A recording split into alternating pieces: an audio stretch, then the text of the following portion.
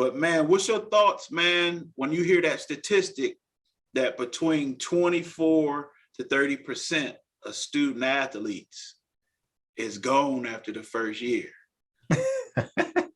First thing that's crazy. Man, the first thing that comes to my mind is freedom. Man,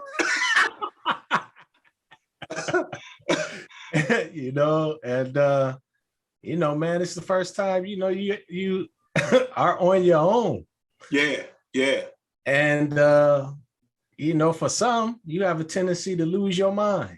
It's the first time being away from home, first time being away under the guidance and the thumb rules and regulations in regards to, your mother, your father,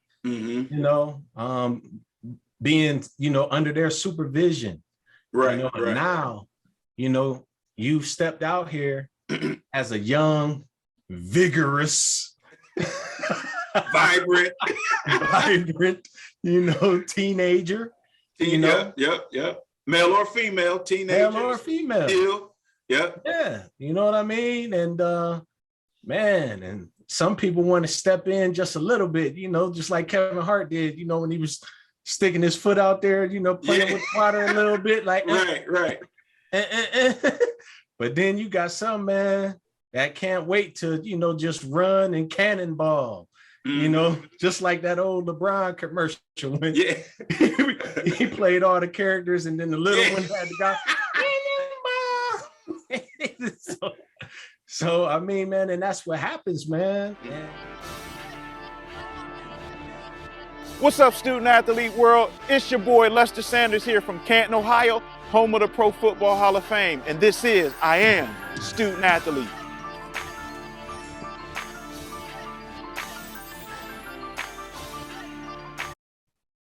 What's good, student athlete world? Welcome to the I Am Student Athlete podcast. I am Lester Sanders, your host, and this is Jay Keys, your co-host. And we're coming to you straight out of Canton, Ohio, home of the Pro Football Hall of Fame.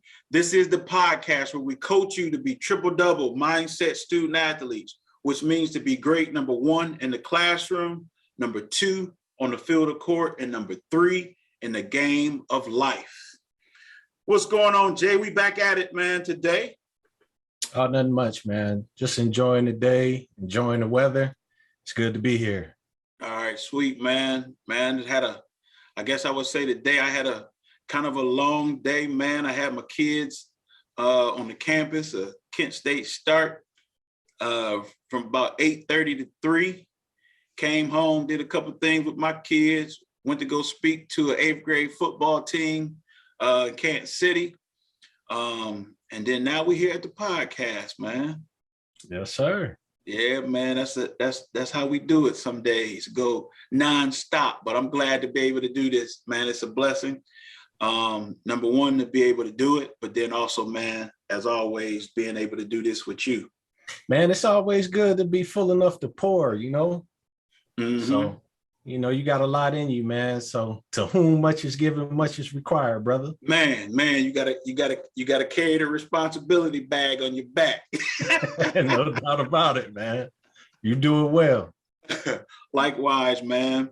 So today, man, we're gonna talk about today's topic is gonna be geared towards college student athletes, especially for those that is going from high school to their first year in college. So today's topic is going to be the first time out the nest. Man, I remember my senior year, man, going from high school to college. There was a whole lot going on in my mind about this new place that I was going into, these new experiences, this new environment. So I'm pretty sure some of those same things was going on in your head as well when you transition from Canton as well. But check out this statistics or this statement. In America, one of the most understood and underestimated challenges for student athletes is the first year high school to college transition / high school to real world transition. Today, we're going to have a real world conversation, a real relevant and raw conversation about student athletes, what they should consider for the first time when they're out the nest. According to educationdata.org, it says most college students, and I when I was getting this information, I looked at various sources and the numbers is pretty much right around the same. It says most college students who drop out do so in their first academic year.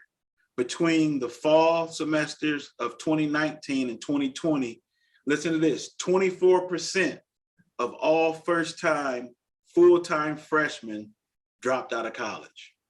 Wow. And so it was a couple sources that was a little bit lower, a little bit higher, but the range for these multiple sources was between pretty much 24 to 30%, give or take, who was reporting it.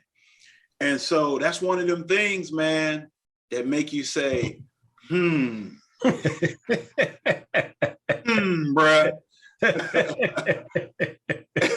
So, we're doing this podcast. I Am Student Athlete. Our overall goal is to be information focused on helping students excel in the classroom, be empowered for the field of court, and then of course in the game of life. But man, what's your thoughts, man, when you hear that statistic that between 24 to 30% of student athletes is gone after the first year? First thing that's crazy. Man, the first thing that comes to my mind is freedom.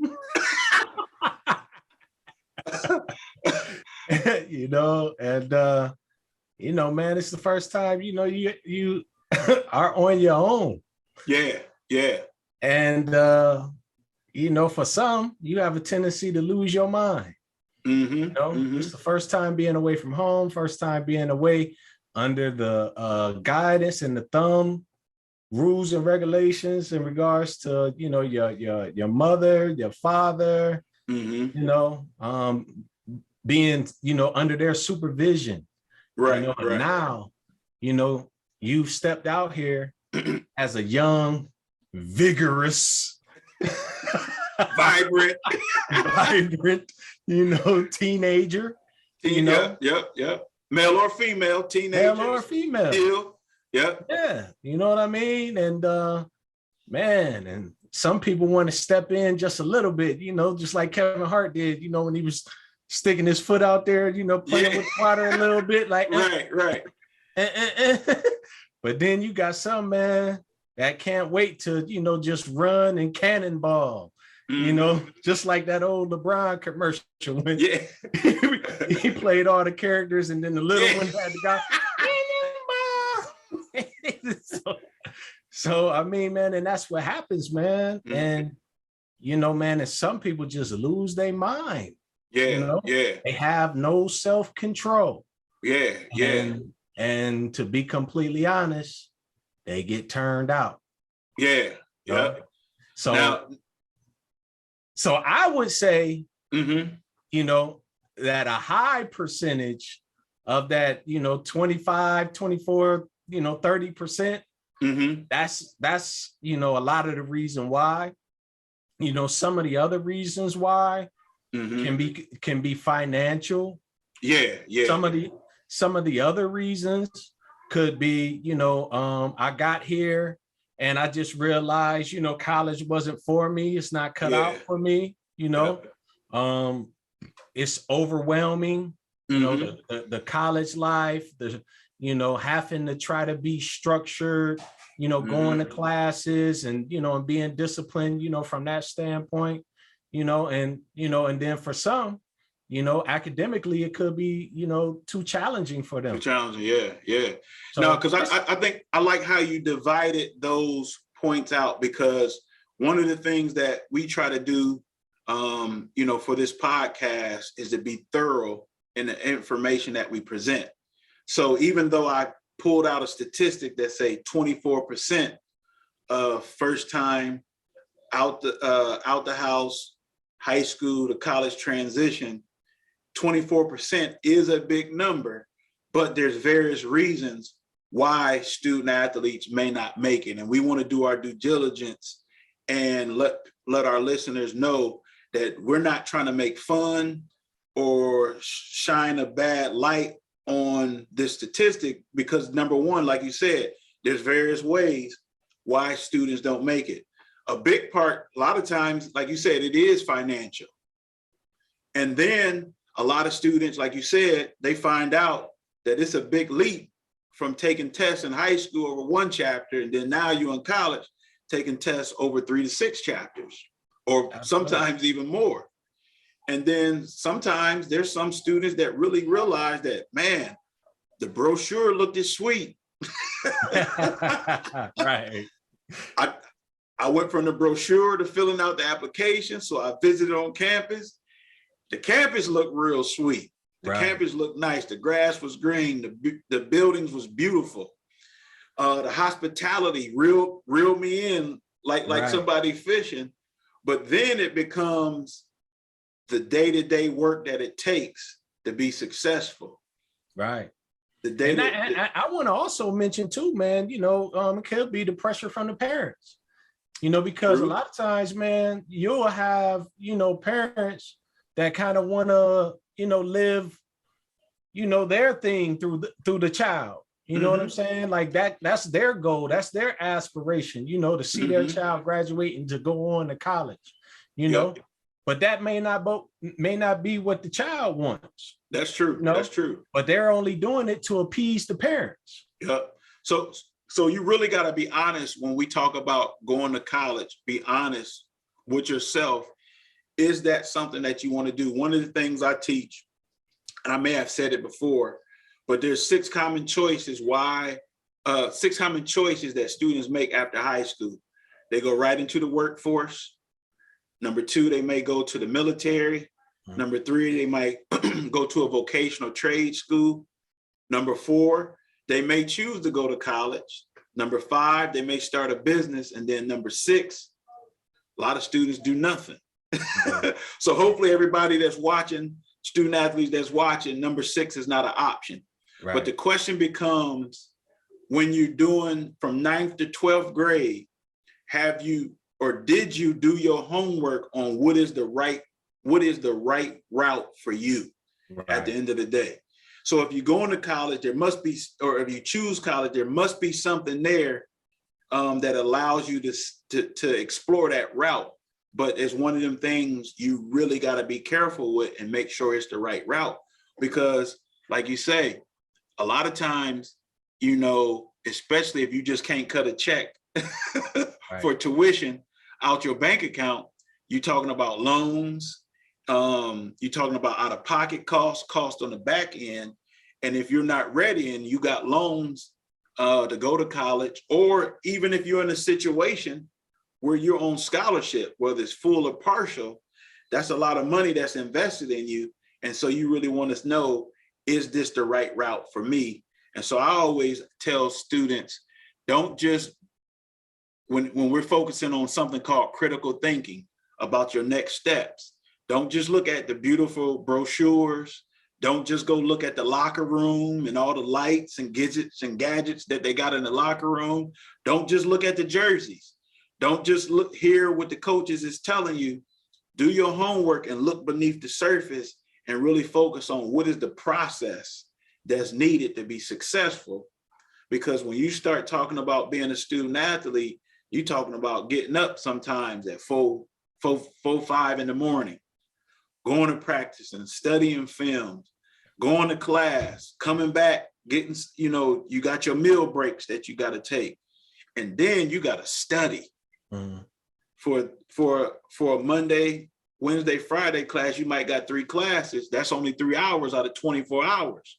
Right. But you got to put in sometimes 2 to 3 hours of studying per credit hour. Right. So that's one of the things we want to give, that big picture of, what is everything that you're getting into when it comes to being a student athlete. And I just think if we look at the big picture and not just look at the glitz and glamour, then people can digest and see what action steps they need to take to be successful. Yeah, I totally agree, man. I mean, you called it critical thinking. I'm gonna say don't play yourself, B. You said we just slide right on in there. Yeah. Yeah. I mean, in all seriousness, man, I mean, you're talking about stepping into a situation, man, where the numbers is big. Men lie, women lie, but numbers don't lie, don't man. lie. And like you said, when it comes to that cost and having to cut that check, if you're gonna kick out that money, you better be as serious about your studies and your academics as they are as serious about getting their money. Yeah. Reap the reward in the end. Don't just cut them a check for nothing, and then you dropping out of school. You know what I mean? So whether you're on a scholarship or you have to pay some type of tuition, I mean, at the end of the day, get what it is that you came for and what they are offering. Walk away with something, obtain, and accomplish the mission at hand.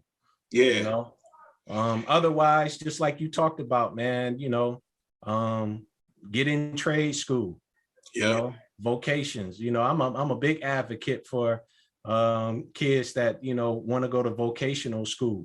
And even if you're an athlete, that's something you still can check into.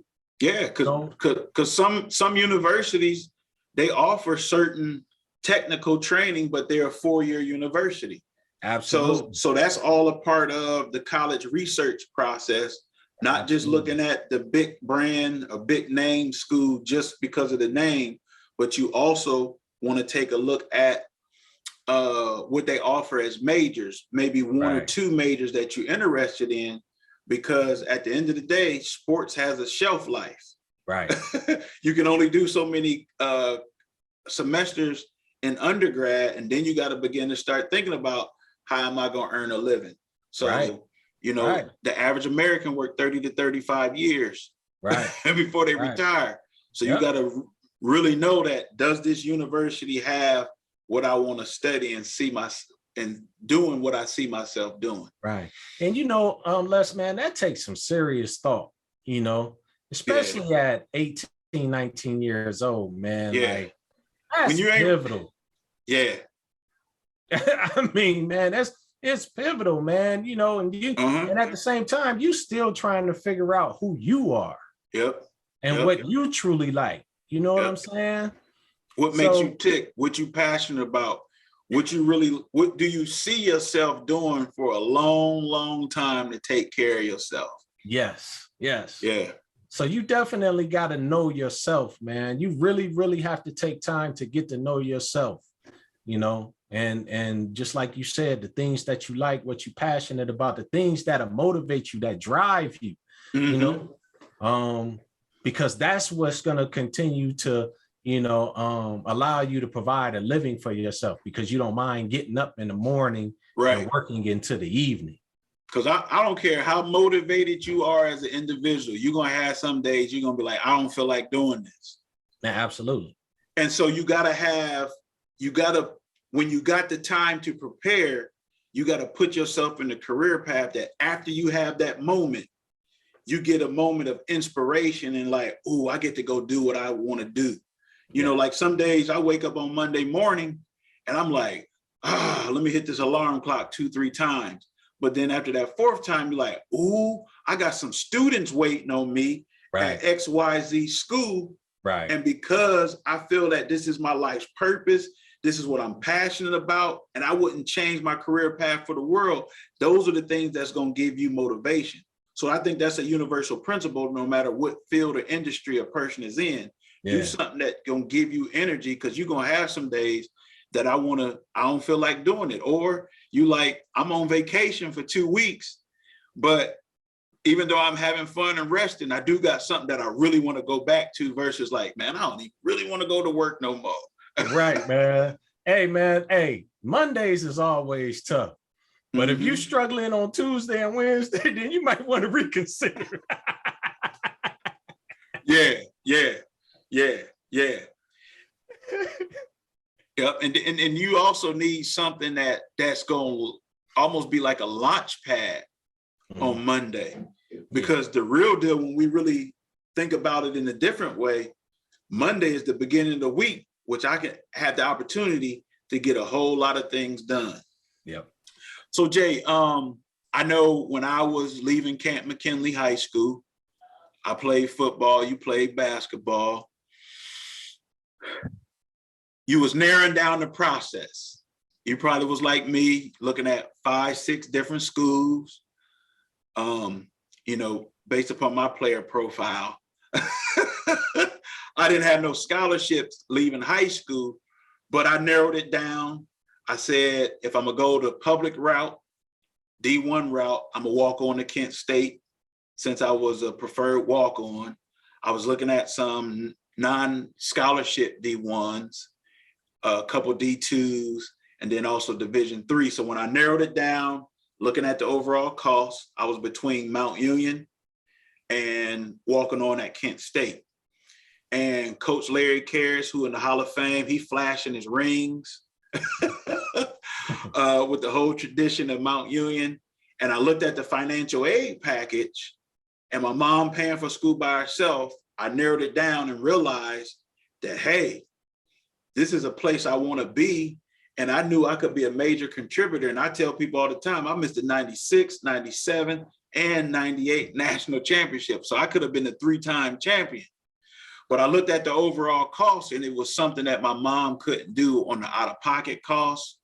And it wasn't without the risk I was willing to take on the loan cost.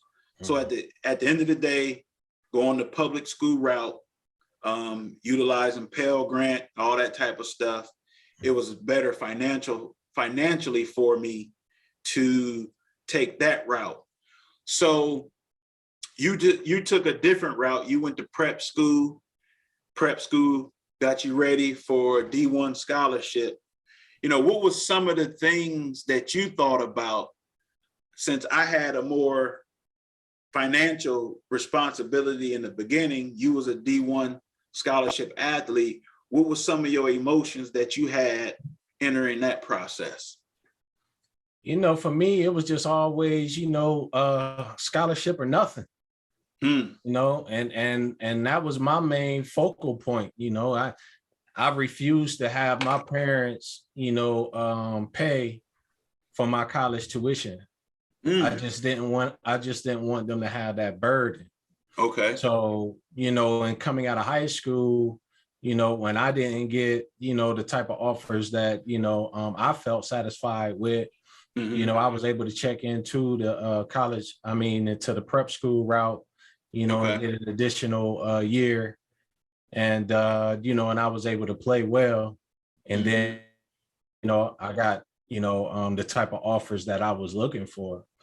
But in the back of my mind, it was always, it's either get a scholarship or nothing.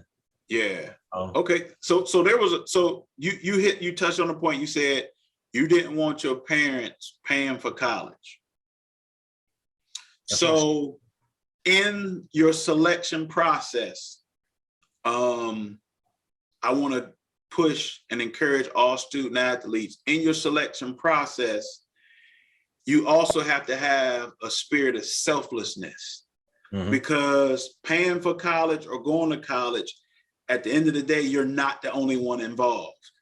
And so because I didn't have any scholarship offers, I had to do what was best, because I had a mom who was willing to help me pay partially for college.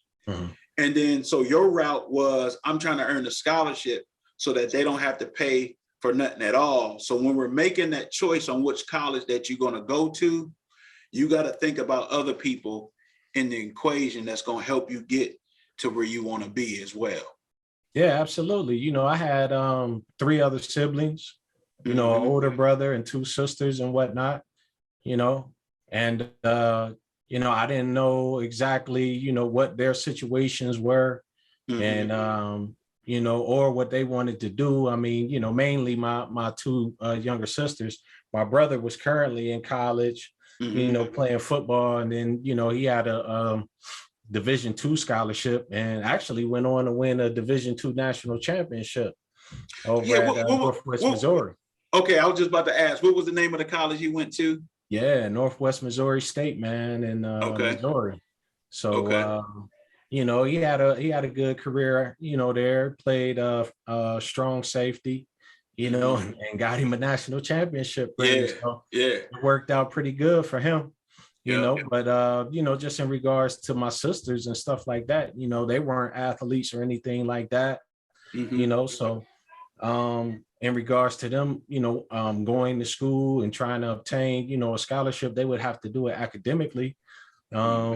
If, academically, if it wasn't paid for, completely, then, I knew that either some loans would be acquired, but at the end of the day, I knew that my parents, would be coming out of pocket some way, somehow, so I didn't want to add to the financial burden,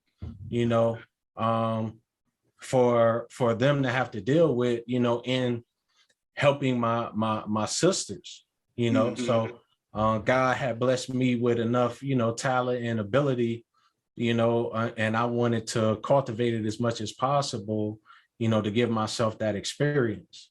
Okay. All right. So we're on the subject of first time out the nest. What was your thoughts, or can you pull some of them thoughts for your first week on campus? Because we got to deal with real live emotions. And I'm talking about thoughts more of, now that I'm here, my parents didn't drop me off. This coach didn't got me. We didn't went through about 2-3 workouts already. School done started, classes is in session, and now I'm in the thick of it. So that first maybe 1-2 weeks, give a summary of what your thoughts, now that you was in the real world of college, what was your thoughts? Well, let me go back to the drop off. At the beginning of this podcast, I said, freedom. and that's what it was for me, man. I was so happy to be up out the nest, man, and on my own, being able to spread my wings, man. Not having to listen to nobody's rules for a minute. Oh, man. My goodness, man. Because it had got tough for me, man. I'm telling you, when I was in high school, man, it had got tough for me. I mean, I was on heads, with my mom like a mug. You were smelling yourself a little bit. Oh, man, as they say, man, I was smelling myself, man. and trying to smell others as well. Doing too much, So, when I got to college, man, it just carried on, man, but it magnified itself. I still did what I needed to do in regards to basketball, my academics and all of that stuff, man. But, being able to enjoy the college experience to its fullest. Yeah. Oh, that was me. Yeah. that was me by far, man, and hindsight is 2020, man, looking back on things, being young, full of vigor, I wish I would have had more self-control. Yeah. Okay. Because if I would have had more self-control, then I would have channeled my energy into a lot of other things, instead of, dibbling and dabbling. Just being so having such a narrow focus about the college life. Yeah. It was narrow, but for me, like when I dibble and dabble in things, it's more of a buffet. You know what I'm saying? Hey, hold on. You're not getting the little piece of chicken on a toothpick like they do at the mall when they're giving out samples. Nah, man. I'm talking about buffet, man. I'm talking about gluttony. Yeah. It's just completely ridiculous, man. Fill my plate up completely, man, to the point where, I've ate so much that it's still food on the plate and I'm just letting it go to waste. Wow. That was Wow. me. Yeah. Just too Okay. much. Okay. Okay. Okay. And I have to be completely honest and transparent, Mm-hmm. and that's what caused a lot of setbacks, and Mm-hmm. downfalls, for Okay. me, because I Okay. had put those things, the the enjoyment of being Mm-hmm. on college campuses and Being stuff on your like that. own. Yeah, like I put that, as a priority, as Mm-hmm. opposed to, putting my academics first and putting basketball. I didn't Mm-hmm. prioritize that. It was almost like, basketball is here, entertainment is here, Mm-hmm. and school was here. Yeah. Hey man, I'll be honest with you, man. Probably about the first month of college, I had, now everybody's walk is different. I wasn't in the buffet line, but I had a nice sized plate. Yeah, yeah. I had a healthy and hearty plate of fun. Yeah, yeah. Especially that first month of college. Like you say, you talking about the freedom. You don't have somebody telling you when to come and go. And for me, it was like I always had, even though I really did, at the time didn't want to admit it, it's like in the back of my mind, my mom was always still in the back of my mind. Yeah. But I'm looking at like, well, she ain't here to enforce it.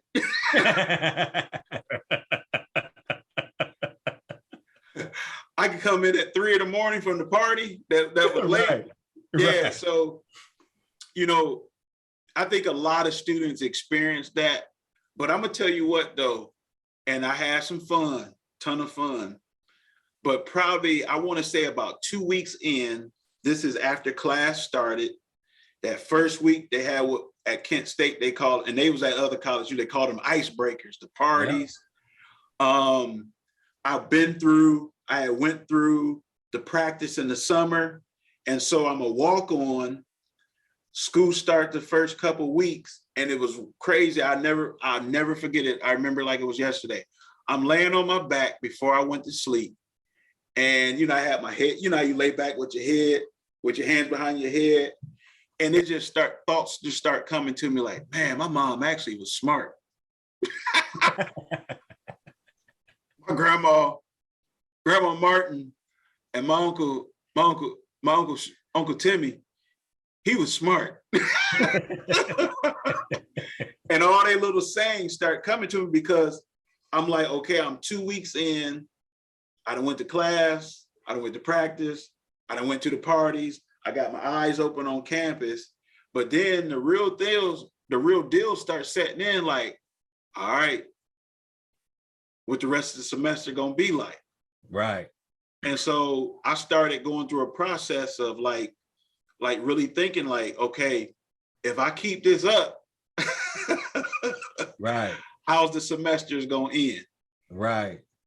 So, man, I think a ton of students nationwide, there even students with the highest goals, the highest set levels of integrity, gotta find that overall balance. But then there's a lot of students who come, hey, I'm trying to figure out what's going on, man. So, oh man, for sure, man. Les, man, I wasn't concerned about none of that. Everything that you talking about, I wasn't concerned about none of that. And see, and this is the thing, man.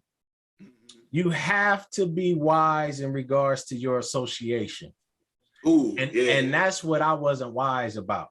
Mm-hmm. You know what I'm saying? Like okay. I ended up getting to school, and for some odd reason, I got pulled in by one of the OGs. That guy that's the OG influence. Man, that junior, that senior, mm-hmm. That's already been through it, mm-hmm. and they know the routine, and and got the experience. They know where to go. If you need this, they know where to get it. That, they know, and all of that stuff, man. So, you know, it just so happened that my dorm room was right next to his dorm room. You know, so he took me under his wing, man, and he showed me all the wrong ways right off top. So, you know what I'm saying? So you was like the apprentice. Oh man, I was the apprentice of doing all the wrong things, you know, but yet and still, you know, he was one of them guys that could still show up to practice off a few hours of sleep and kill everybody. Right. Okay. You know what I'm saying? Yeah. You always had that on every team. Somebody. Oh my gosh. You know what I'm saying? And then, you know, I came to realize that, you know, everybody ain't built like that. Ooh. So now that's a major point. Everybody heard what he just said, but now you got to begin in the process when we talking about this subject, the first time out the nest, we really got to do some self-assessment of how we build. Oh man. Because some people, they can party 5 days a week, still earn some credits and still handle their business on the court. Oh yeah. And I figured out I'm the type of cat, after going to multiple parties in the first few weeks, me and my roommate, man, Jeff Betts, man, we kind of made a pact, because we was like, man, if we keep up at this pace, we're going to be back home. And, you know, not trying to put his business out in the street. At the end of the day, we grew up with not a lot of financial resources. Let's put it like that. Yeah. And so he was on scholarship, and he like, man, if I keep up at this pace, I got a whole lot to lose. Right. And then I'm sitting here like, if I keep up at this pace, I'm not on scholarship, but I got a mom who busting their butt in the factory at the Timken company who trying to pay for this. Yeah. And so we kind of made a pact. Now this is after the first 3-4 weeks. Yeah. That we was going to get our work done Monday through Thursday, and then Friday or Saturday, then we'll look at having some fun. Yeah. See, that's what I needed. But I was surrounded by a bunch of guys that was just on straight go. For real. They was on go, though. Yeah. Man, it was straight green light, man. Oh, so here go another point. I just talked about self-assessment. Now, when you're going on a college visit, you're meeting with your teammates, your potential teammates. Now you got to start looking at what's the culture, what's the environment, because you can get in a particular place where everybody on go. Yeah. Or you can get in a place where I know a few people are on go, but there's balance. So as you doing those visits, you got to start looking, and you know, it's no secret. Recruits get taken to parties. They go different places. They see the academic parts of campus, but also let's see the party parts of campus, or the surrounding town or neighborhoods around the campus. So now you got to start looking at what's the culture of the team. Yeah. Because that's something, if I get dropped off in a culture that's not conducive for my growth or not going to be beneficial for my future at this university, that could be a recipe for disaster. So we trying to throw up the real world stuff that you got to start looking at. You know, but the crazy thing about that, Les, this is the thing about it. Hey, man, you like you just had an epiphany or something. Yeah, man. Because when you go on your visit, they tell, you know, the guys that, you know, are hosting you. That's your host, yeah. Yeah, the guys that are hosting you, man, show that guy a good time. Because that's what they're doing to try to get you to come here. Okay. You know what I mean? Yeah. So they're introducing you to all of that stuff, man. They ain't introducing you to balance. Okay. They want you to have the best time, you know, in regards to your recruitment trip, so it can influence you to come here. Yeah. You know? So to add balance in the recruiting process, their job is to show you a good time for you to come there. But as you're going through the good times, and the multiple good times at multiple universities, you got to have that in your mind that, okay, their goal is to show me a good time, but I got to figure out some other stuff. Yeah. So there's a self-responsibility part while going through the good time and seeing if it's the place for you. Man, yeah, because when you on your recruitment trip, they ain't showing you how to study. No. they definitely ain't trying to show you for sure how to study or who you need to hook up with, concerning your academics and tutoring and, what counselor you need to get with. Nah, man, they trying to take you to the illest party that's going on campus that day. They going to take you to the coldest spot to eat. You know what I'm saying? Because they give your host some money, you know what I'm saying? So they can wine and dine you, and make it seem like, this is what life really is when you on campus, and it's not. Right. Yeah, you know what I'm saying? I mean, they're painting a whole facade, man. Yeah.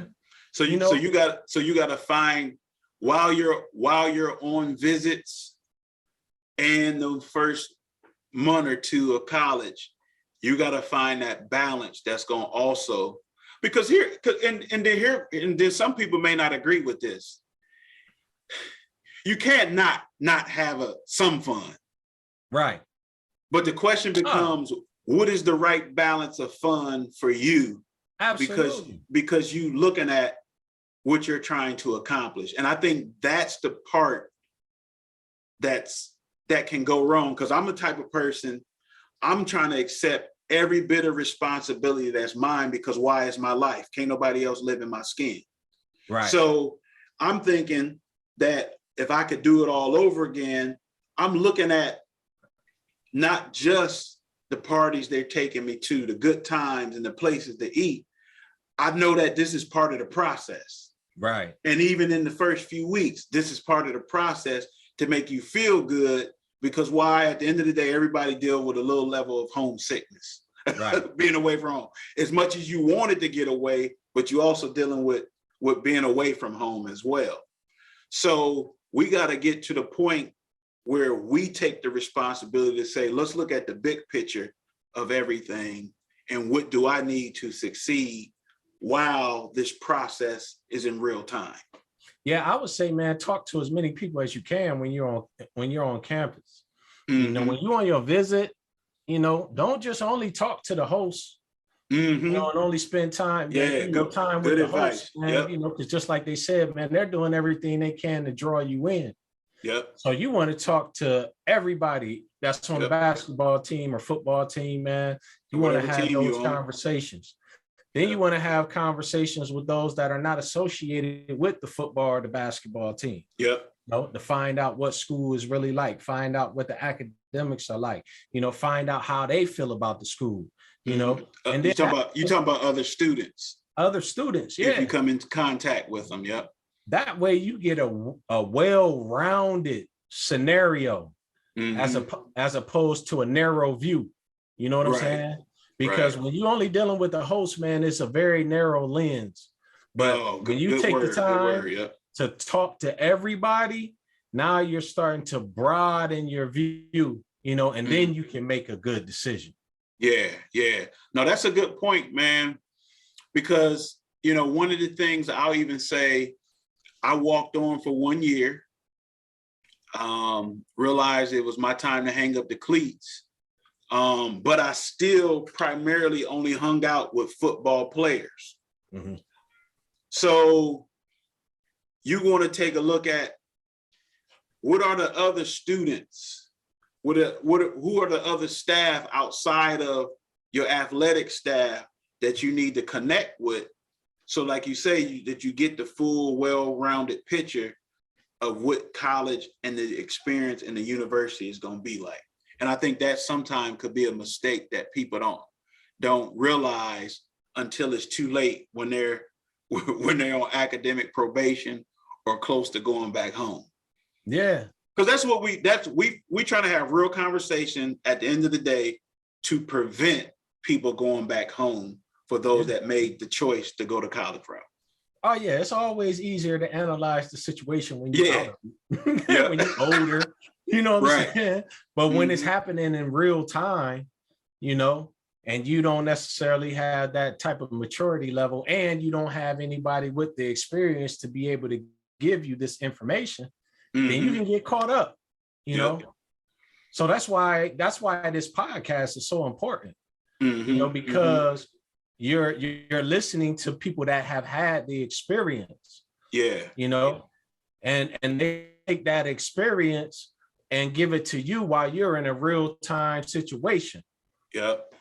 Yeah, because I always say, there is a level of that quote, experience is the best teacher, but I'm always throw out there, sometimes experience is the best teacher when it's somebody else's experience. Oh yeah. So whether you watching this podcast because you actually are in your first year of college, multiple years of college, or you haven't hit college yet, get information from people that have been there and done that. And that will allow you to begin the process of setting up what are your limits and boundaries. What are what are the things that you need to be aware of than just the glitz and glamour of college? Because college, I always say, college can be a gift, but if you're not in the right mindset, college also could be a curse. Oh yeah. The same way any other route, things that's positive can be a positive or a gift for you, but if you're not in the right space of mind, it could be a curse for you. And I think that's where one of the things I want our viewers to take a look at is what space you in, as far as your head space, and then what areas do you need to improve upon or build on so that you can have the success that you say that you was telling your grandma you was gonna have, you telling your uncle, I'm about to go off and I'm about to do X, Y, and Z at this university so that you can keep your promise. Yeah.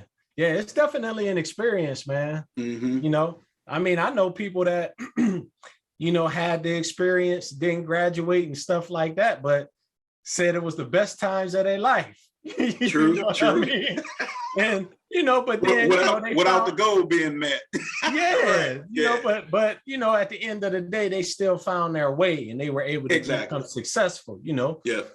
Yeah. Sometimes, man, at a young age, you just a knucklehead. True. I mean, you got to be honest. Mm-hmm. You know what I'm saying?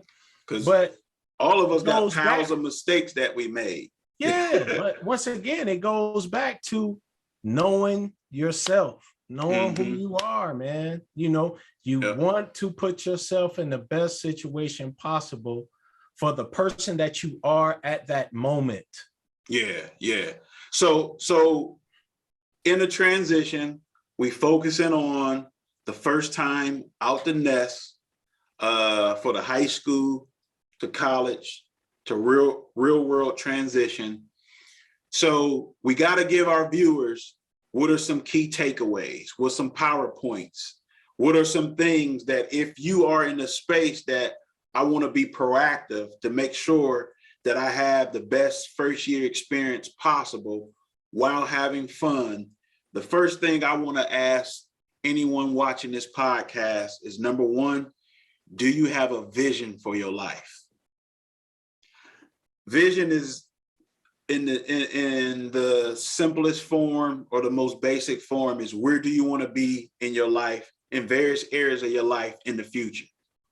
So the question becomes, when I leave home or if I'm already at college, I have to ask myself, do I have a vision for where I want my life to go over these next 4 years, these next 5 years? And I think vision is key, because we always got to, as human beings, we always got to have something that's drawing us towards a particular end goal. What's your thoughts on that, Keys, about having a vision, man?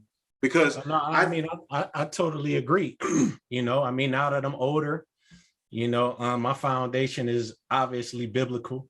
And the word says that young men have vision and old men dream dreams. Yeah. And that's true. And then also, where there's no vision, people perish. Yeah. So we always got to be having in the front of our minds, while whatever's going on, the good, bad, the ups, down, the mountaintops, the valley lows, you got to know where you're going. Because a wise man once told me, if you don't know where you're going, you might not like where you end up. Yeah. So what's one of the PowerPoints or key takeaways in addition to having a vision? Because I'm gonna tell you, man, I was in a spot leaving home, leaving high school, where I was a little bit more open, possibly not perfect, but I was a little bit more open to advice. And I always kept in the front of my mind that I got to pay my mom back, in the sense of not monetary, but I got to pay my mom back because she's trying to pay for college. I got to get her this diploma in her hand. Yeah. Well, I mean, in regards to vision for me, I mean, it speaks to, if I have vision, then it allows me to establish self-discipline, because I will never be able to bring the vision into fruition unless I have self-discipline and drive. So you saying a byproduct, yeah, a growth of vision is discipline. Absolutely. I like that. It will never, come into fruition if you don't have the discipline, if you don't apply the discipline in order to accomplish it. Yeah. So, I have a vision, you write the vision and you make it plain, right? Yep. That's what the word says. You know what I'm saying? Yep. So in other words, here are the goals. Here are the aspirations. These are the things that I need to do in order to obtain these goals and these aspirations. You got your long term, then you have your short term. And I need to do this in a day. I need to do this in a week. I need to do this in a month. I need to do this in 3 months, 6 months, 9 months, in a year. Yeah. So you're breaking that down. So now, not only are we talking about a vision, you said a growth or byproduct of a vision is discipline. Now we walking towards, do you got a plan? Right. Because if I'm gonna do something over a week, a month, 3 months, 6 months, 9 months, 12 months, then that means I have to be walking around with a plan. Right. And just having something in your mind don't mean you got a plan, man. That means you got an idea. Yep. You know what I'm saying? So that plan, we got to write some stuff down somewhere. We got to write some stuff down because we need to be reminded of it. We need to be constantly looking at it. So that way, we're constantly motivated in regards to obtaining it. If I see something over and over again, then subconsciously it's going to affect me. Yeah. Because here's what I want to say. We're in this highly digitized world where as the years go on, less people are writing stuff down on paper. One of the techniques that I would encourage everybody to do is write your goals down on paper and put them up on the wall somewhere where you can see them. Write the plan on paper, because obstacles and hurdles and challenges and game time adjustments is going to come. Right. But if you got these plans and these goals written down, it's easy to take a look at them to help keep you and stay on course. It's just like in any sport. You can come out with a play sequence, but their defense or offense do something. And so now you got to say, if they do this, now I got to go do that. And I think in the same way for the game of life, writing our goals and our plans down will allow us to make adjustments. If you have to make adjustments along the way. Absolutely. Yeah, man. So we talked about a vision. We talked about discipline. We talked about key takeaways, having a plan. So we're saying this, we went through the process, we're older, we looking back and saying some things that we possibly could have done different, or we sharing from our experience. So we giving y'all that salt and pepper, that salt and pepper experience, man. Yeah. That salt and pepper, you know, Yeah, type yeah. of wisdom, man, that understanding. All right. We salt and peppered in this. Yep. So if you're watching this, if it is your desire to be successful, balance having fun, balance also taking care of business. But really what we're talking about from our lives and many other lives that we saw while in college, and you can look at anybody on the internet, you got to set some limits and boundaries for yourself. Yeah. Because that's where, even if I don't have the clearest of vision, even if I don't have the best top level of discipline, and maybe I might be fuzzy on my plan, but if I set some limits and boundaries for myself, what I will and will not do, yes, what I will participate in, yes, what I will not participate in, what I'll keep, who I'll keep dealing with and I not deal with on campus. Setting limits and boundaries until you get to that mature spot where you focus on the vision, the discipline, and the plan. Right. Setting limits and boundaries will give you time to mature. Because let's face it, you know, I did almost about 8 years of work it was called child adolescent behavioral health. And so we would get exposed to a lot of the, as a case manager, we would get exposed to a lot of the information that the therapists.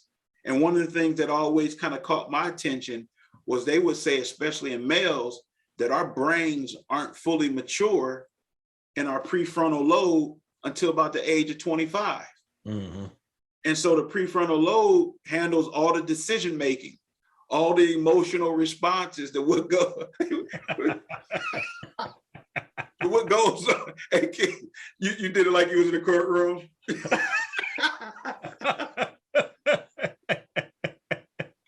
So man, we're leaving home and not understanding that at the end of the day, our number one tool is not all the way developed. Right. So going into the transition or being in the midst of the high school, the college transition, you got to like give yourself some limits and boundaries, because my stuff ain't all the way mature for everything that I see or possibly experience. Man. But setting limits and boundaries will give you some wiggle room or some time to begin to start growing and start figuring this thing out, especially once you're on somebody's campus. Right. Because I mean, you can easily get there, man, and forget what you came for. Listen, man, and that's not even just for college. That's for everyday life.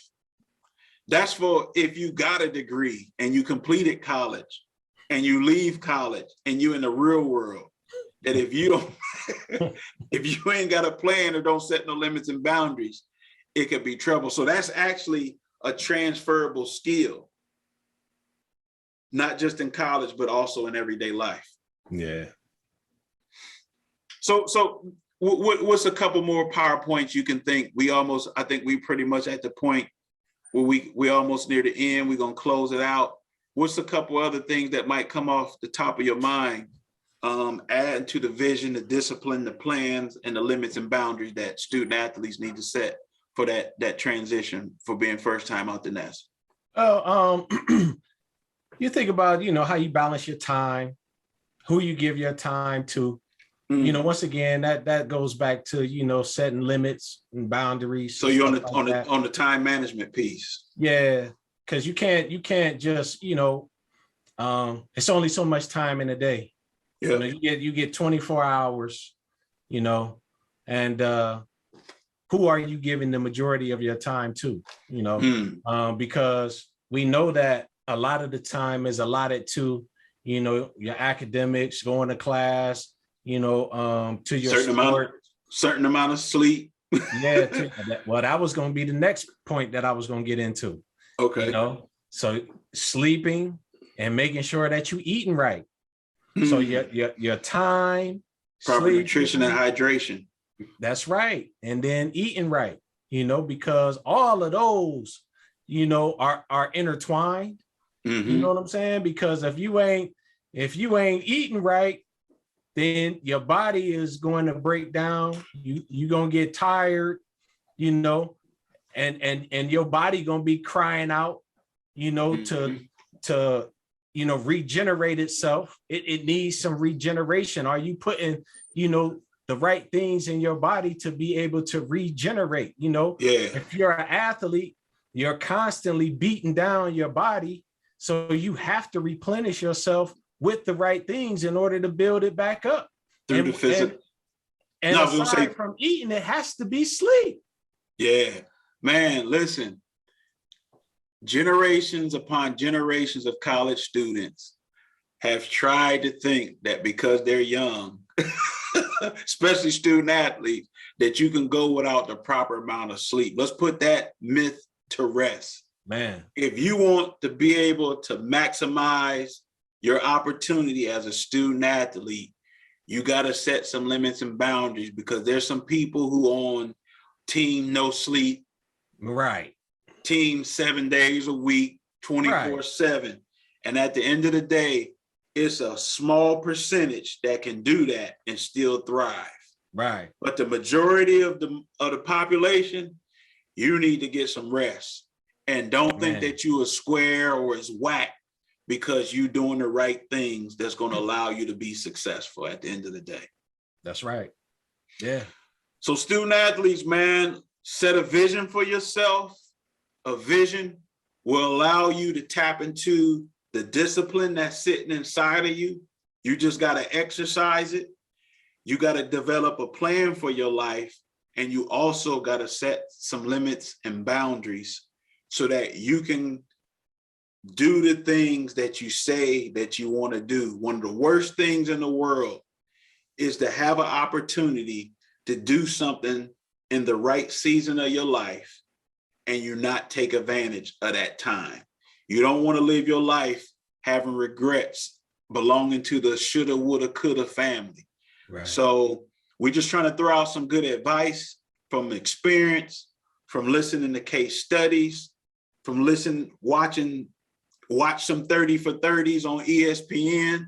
I'm gonna go ahead and throw that out there. Look at what people have done, because experience is the best teacher. There's a level of that you gotta get. But also for some things in life, experience is the best teacher when it's somebody else's experience. Student athlete world, we out of time, but certainly not out of message. This is the I Am Student Athlete podcast, and remember that greatness is a process and you are more than an athlete. We out. Peace.